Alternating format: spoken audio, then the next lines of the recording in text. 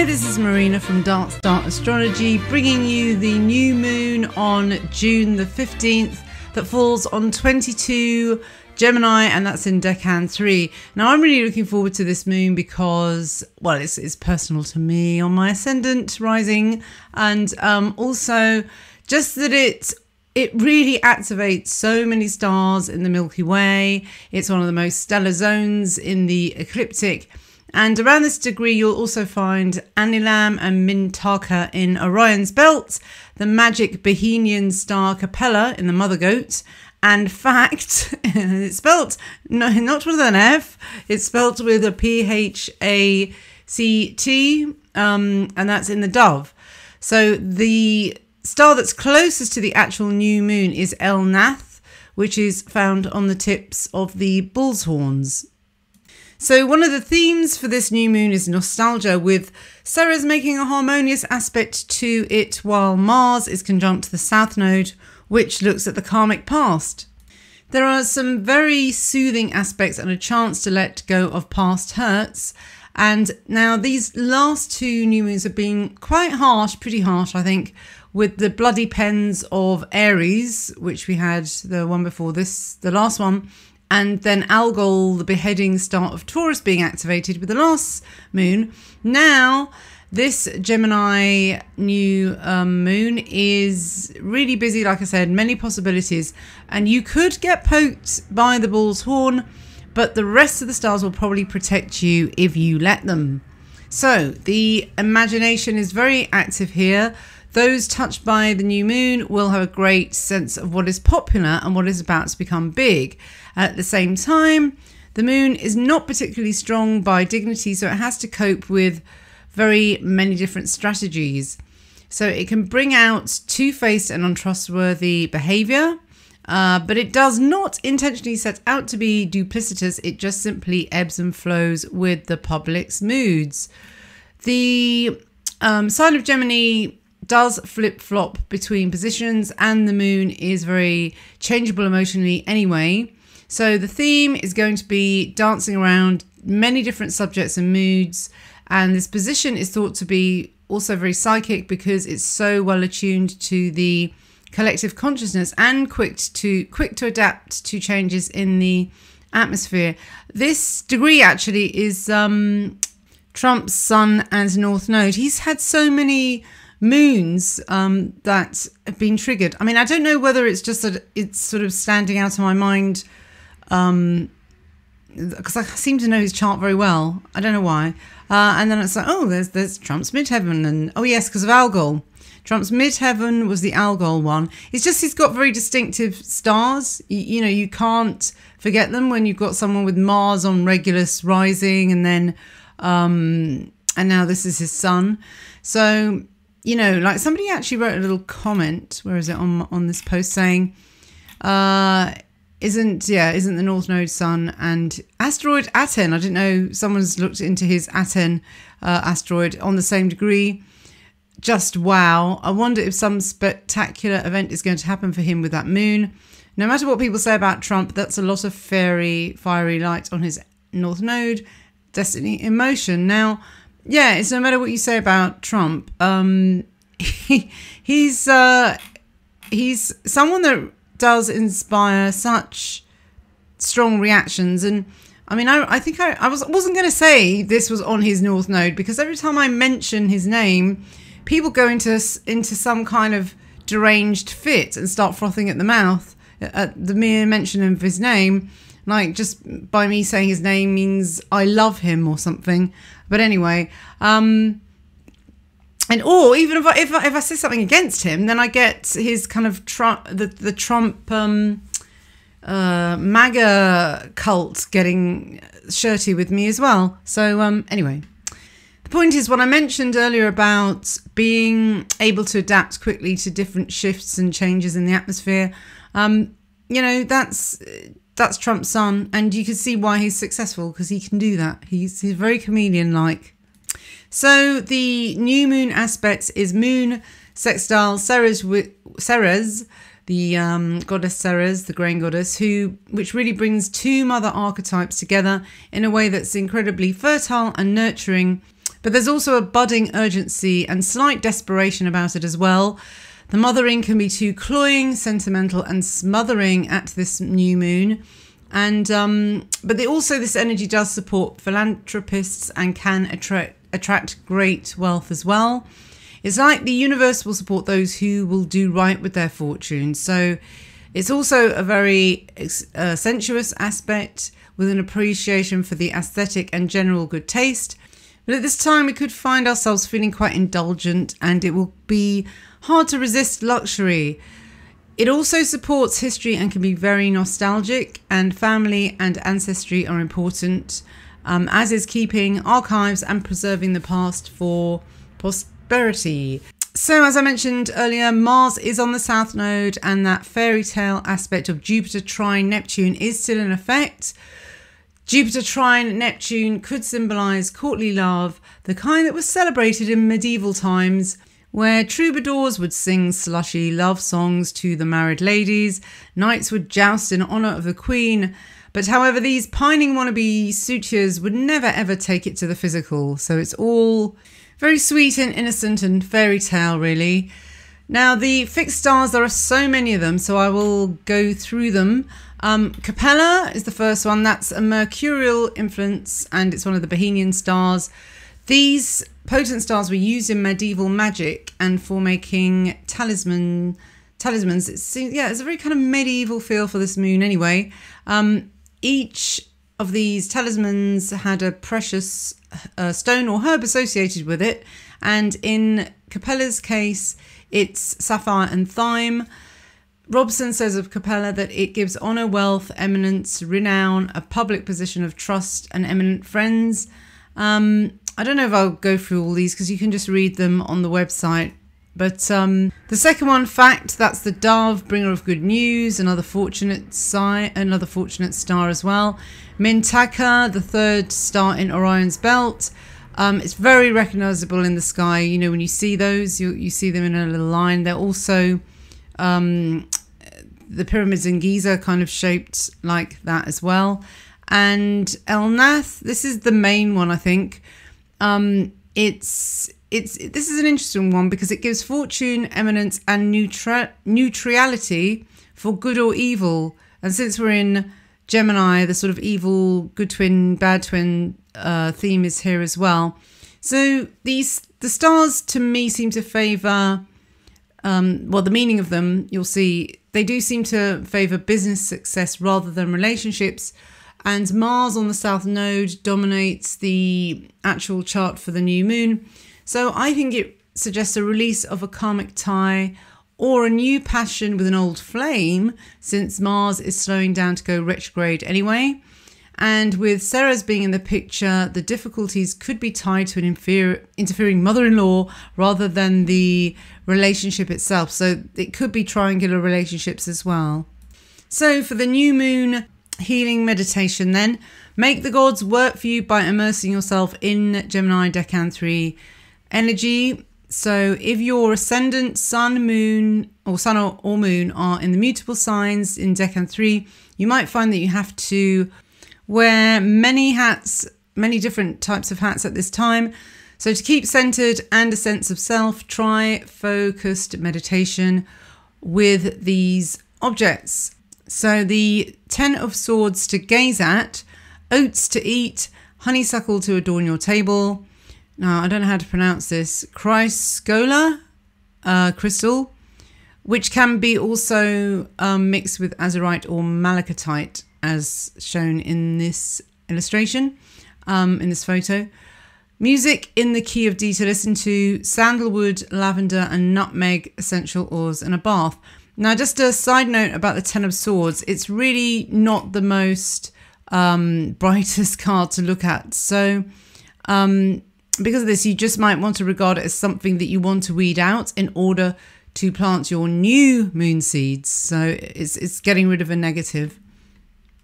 Okay, I keep forgetting to read out the meanings of the crystals because they often go very well with this moon. Now, this one, Chrysocolla, or whatever, is a tranquil and sustaining stone. It helps meditation and communication. Great for Gemini then. Within the home, Criscola draws off negative energies of all kinds. It can help you to accept with serenity situations that are constantly changing. Very good for the many hats. Invoking great inner strength. It's beneficial to relationships that have become rocky, stabilizing and healing both the home and personal interaction. Cleanses and re-energizes all the chakras and aligns them with the divine. Psychologically, it encourages self-awareness, inner balance, and imparts confidence and sensitivity, enhances personal power and inspires creativity. Overcoming phobias, it draws out negativity and supplies motivation for those who lack it. So it's good also, this being Gemini 2, reduces mental tensions and helps you keep a cool head, promotes truth-telling. So yeah, I like that. That's really good. Or also alleviates guilt and brings in joy. So that was from the Crystal Bible by Judy Hall. So astrologers, healers, market traders and body workers will work very well with this new moon energy. There is the dark twin potential, of course, because the trickster archetype is alive and well here too. So it could bring out swindlers, liars and thieves. However, wits are sharp, which can help those touched by this moon to get out of any scrapes. The biggest problem, I think, at this time is having too much choice. It's like being at a buffet with a tiny plate and knowing you will offend all the cooks of the food that you didn't pick. Whatever choice you make will upset someone. So at this new moon, you'll constantly feel like you're being pulled in two directions. Dividing your life very rigidly for the time being could be the solution, and wearing the right hat for the right job.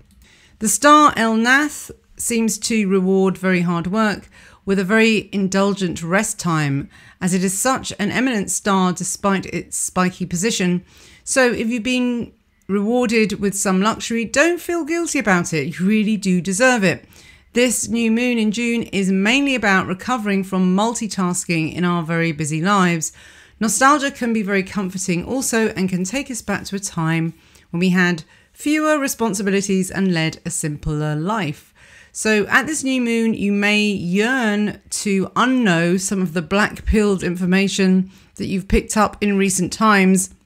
The black pill can leave us feeling very much like the Ten of Swords card that rules this decan, and you may want to reach out for some quote-unquote medicine to take the edge off. So take time out to heal, rest those tired adrenals, and allow yourself to recover from all that Gemini dashing around. And the picture I chose for this is Titania Sleeps from a Midsummer Night's Dream, and we are coming up to midsummer as well, so it's quite apt. And this was painted by Frank Cadogan Cowper in 1928. Lovely old pre-Raphaelite painting. So it's interesting because I've been away. I went to Prague for 4 days, and it really was fairy tale. It was during the water trine as well on June the 1st, and I wasn't sure that I was going to do a new moon when I came back, because I just thought I've still got all the horoscopes to do, so I've got a lot of stuff to catch up on. But I thought, well, no, I'll do it because I'm in a really good mood as well. Now, this black pilling is quite funny, because I write these things and then I come back to them 2 weeks later and think, oh my God, that's kind of happened in my life. And the whole thing about nostalgia and going back to the past really did happen in Prague in more ways than I can talk about really here.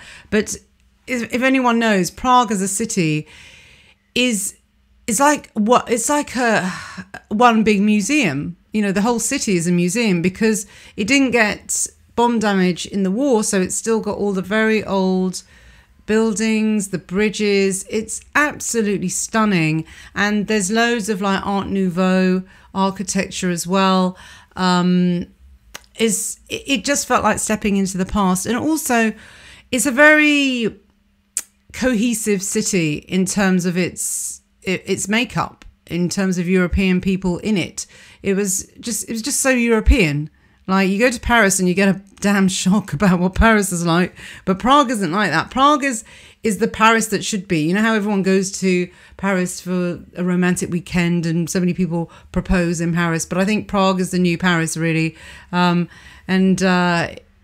Standing on that bridge, Charles Bridge, you have to go there really early in the morning, though, because it gets absolutely packed. But you go there in early morning and there's loads of like photos, photographers taking photos of brides there, and it's just totally romantic. But it was sad, and it was lovely but sad at the same time, because I thought, isn't it a shame all the cities in Europe aren't like this, aren't typically Praguean or typically Parisian or typically Roman. There was no tacky souvenir. Well, there was, but they were very religious souvenir shops. There were loads of Jesus and Mary statues, and it was very Christian, I have to say. And I liked it. I loved that. It's really, really nice. So lots of Maltese crosses everywhere as well, which was interesting. And the Knights of Malta, and so yeah, I was in my element. Loved it. So I've come back feeling like there is hope, and it's not bad to be relieved that there are still European cities that are still European, and people will, people who haven't been sort of red-pilled, I guess, will go to Prague and think it's lovely without realising why it's lovely. The reason Prague is lovely is because it's still Czech. It's very Czech. And everywhere you go, people are so friendly as well. Just chatting to people on the bus. I mean, a lot of them speak English as well. And having been offered cake. I mean, this is like, you don't get that here. Like on the airport bus, there were like 6 women, Czech women, and they were all like laughing their heads off. I don't know what they were joking about, but they had like fruit kebabs and like cake. And then I was sitting behind them with my friend, and they because we were laughing at them because they looked so happy. So we were kind of just getting high on the vibe of general happiness. And they said, "You want some cake?" in Praguean, in Czech, and we said, "Yeah." So, just it was just like that everywhere you went. This is what it could be like, or maybe this is what it's. That's a sad thing of what has been lost in a lot of big cities. I guess that Prague isn't really a big city, but it's very, very. It's very. What's the word?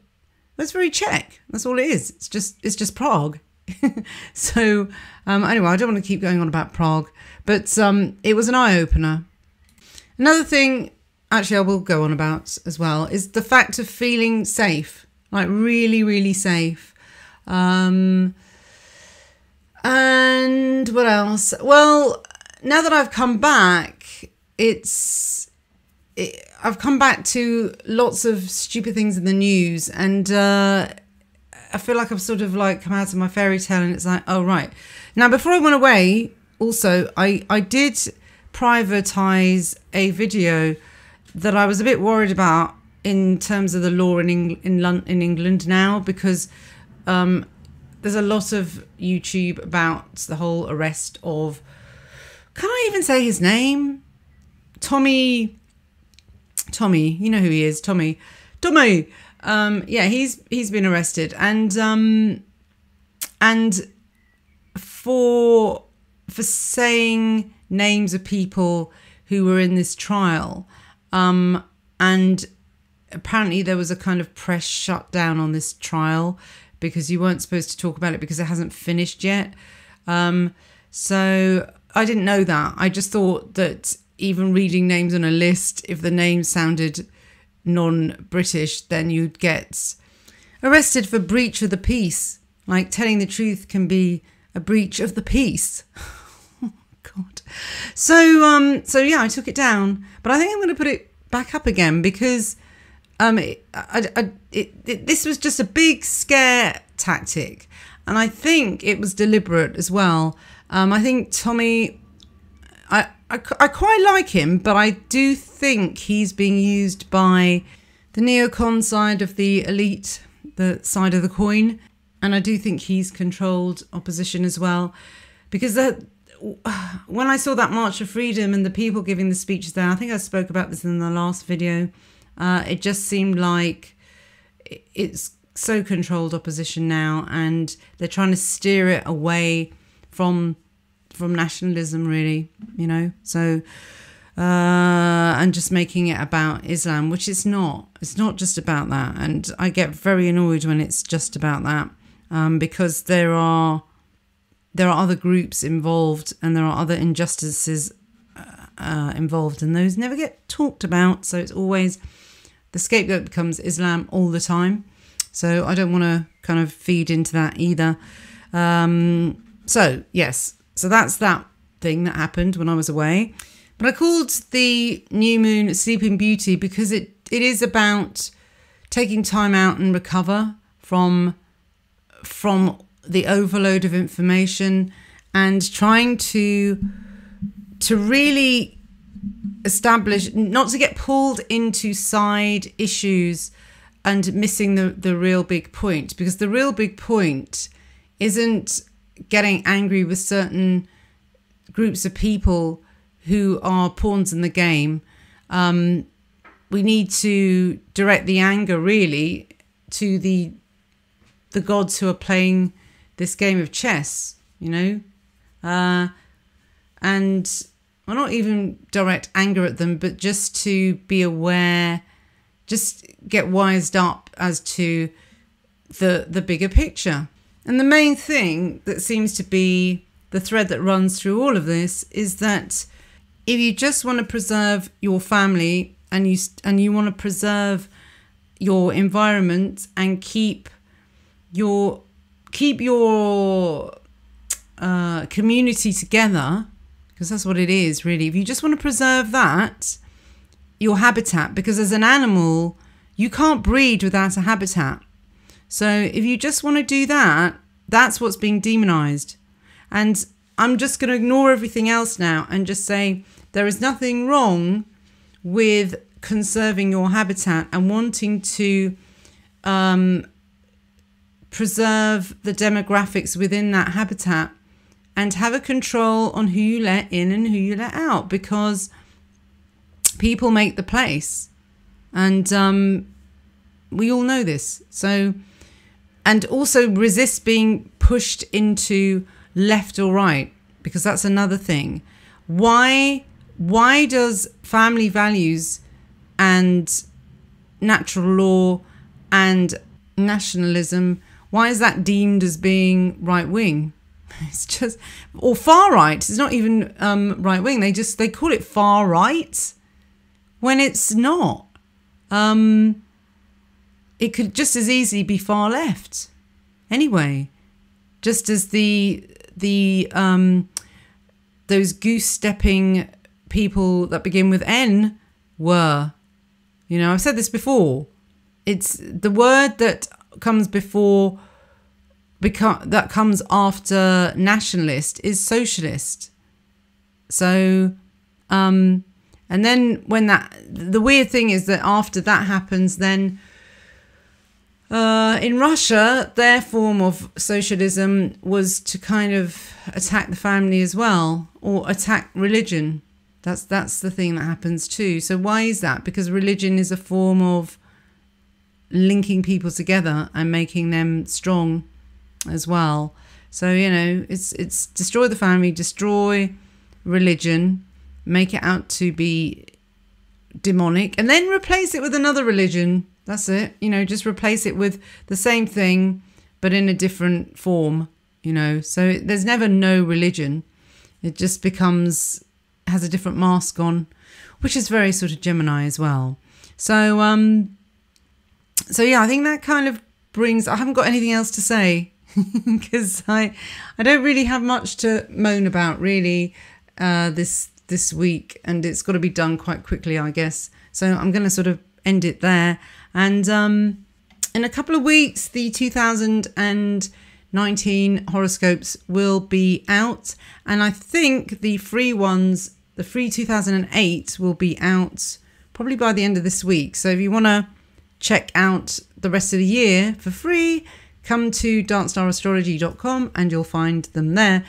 So that brings me to the end. All the best and thanks for listening. Bye-bye.